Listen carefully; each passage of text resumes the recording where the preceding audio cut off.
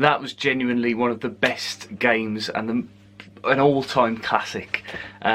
Wolves, real battling, grinding performance against a very, very good Bristol City team who I wouldn't be surprised are up there in the top 2 or certainly the top 6 come the end of the season. Hello everybody and welcome to the 6th instalment of this month of Nuno. I'm enjoying making these videos so far. I'm doing it quite a while ago, but hopefully you're enjoying it anyway.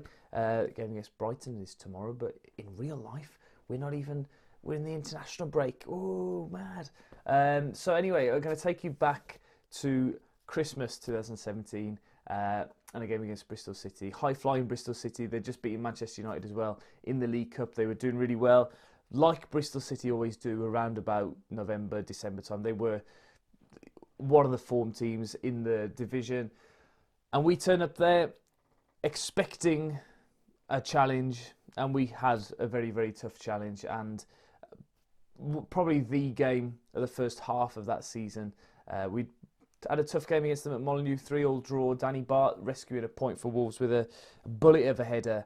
I think I might be right in saying that was his last goal for Wolves, possibly. But I remember it for being a sort of a family occasion that my cousins and auntie and uncle went to the game from a gift from my grandmother, and then everybody was watching on telly. My friend Billy, who I do the podcast with, was watching it in Bolivia or somewhere mad, just because it was on before something else that he wanted to watch.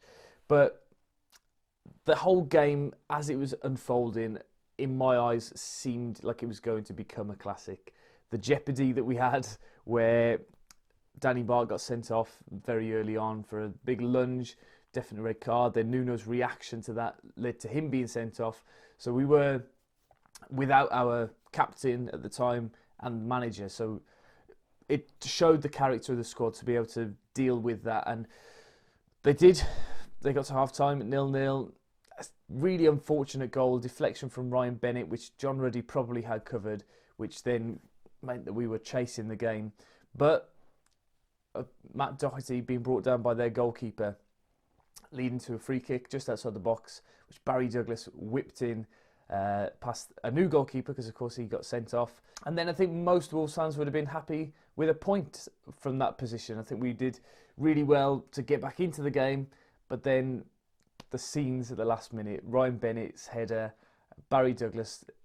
I think we still miss Barry Douglas and the impact that he had from left-sided free kicks, being able to whip the ball in like that. I remember him talking about it afterwards, saying that he just shot as hard as he could at the back post in the hope that Willy Bolly or Ryan Bennett would be running onto it, and he was. And the scenes then with Nuno at the end in the director's box, whatever it was, upsetting the Bristol City fans. It was very, very enjoyable. And then just to think the progress that had been made in a very short time, because we'd visited Bristol City in the April, I think it was, near the end of that championship season, and got beaten 3-1. It was very, very poor.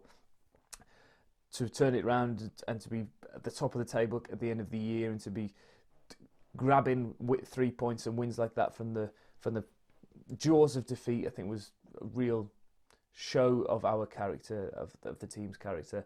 And of course, we were singing at the end of that, the Wolves are going up, which I think is the earliest time that we were genuinely singing that. I've heard Wolves fans singing it in August and September and things like that, where it's a little bit tongue-in-cheek, but it was genuine there on the, was it 29th, 30th of December.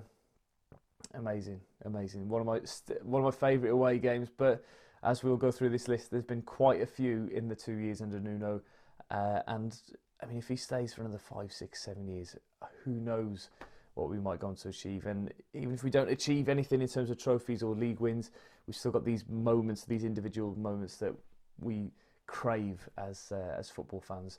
But anyway, that's enough for today. I'll be back again tomorrow. Let me know your thoughts and memories from the Bristol City game in the comments section down below, and also let me know what you think tomorrow's video might be on. Hope you're enjoying this series, and I'll see you again tomorrow. Bye-bye.